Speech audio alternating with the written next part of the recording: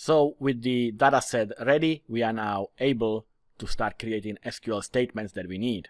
So I'll click the repair service dataset and go to Edit in Dataset Designer.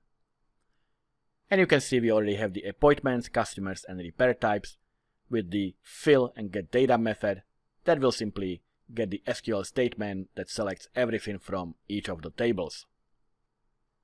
And for the appointments, we only need to select everything from the appointments table and the same from the repair types. We don't need anything else.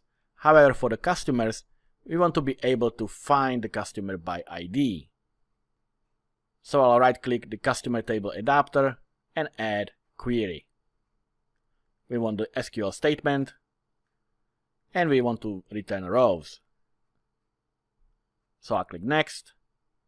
And here, again, we select the customer ID, name, and phone from customers, but we don't want all the customers. We want a specific customer by ID.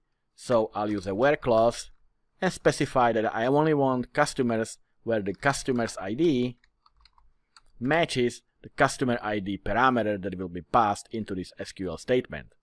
So add customer ID. Now let me make it uppercase just like this customer ID.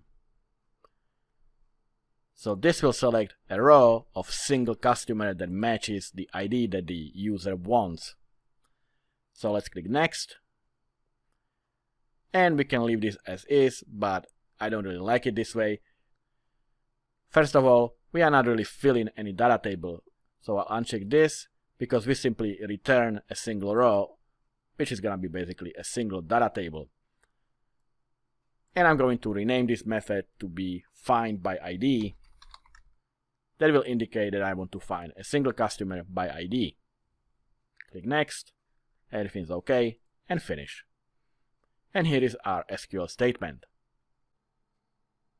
There is one more SQL statement I want to create.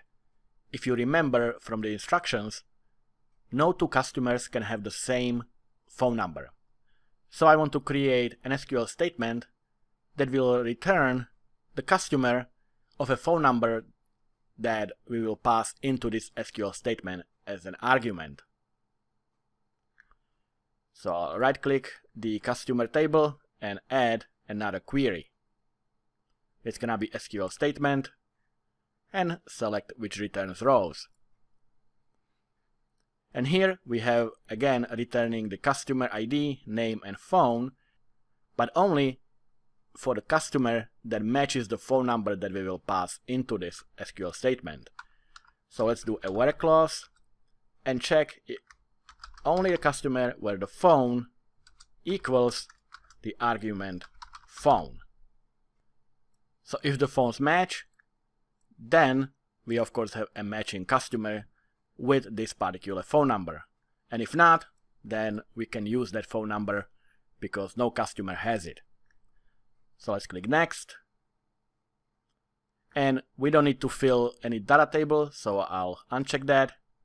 And we will return a table that I will simply call find phone number. So this is the name of the method that we will call from the adapter.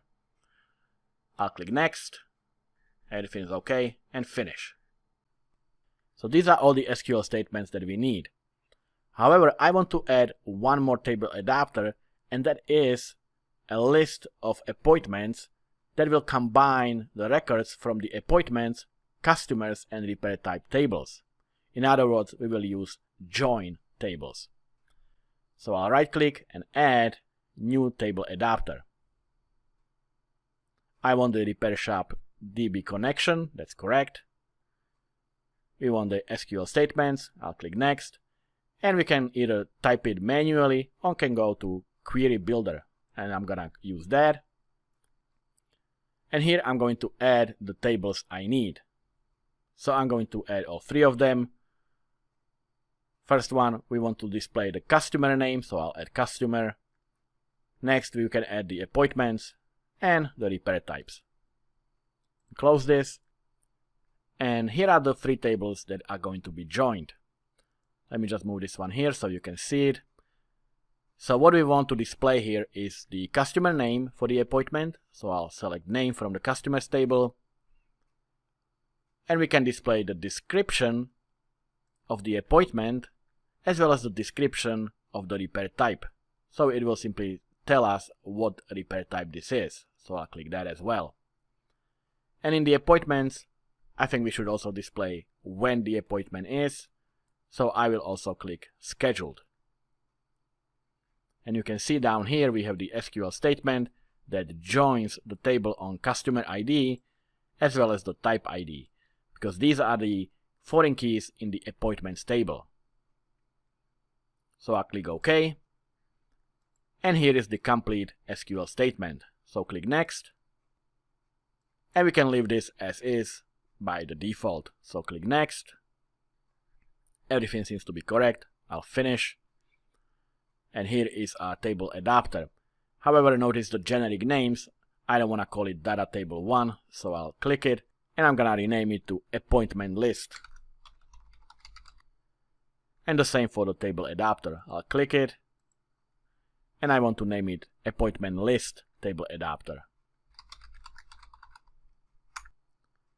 And with this, our dataset is ready. We have all the SQL statements we need. We have all the table adapters we need. And now we can start creating the classes.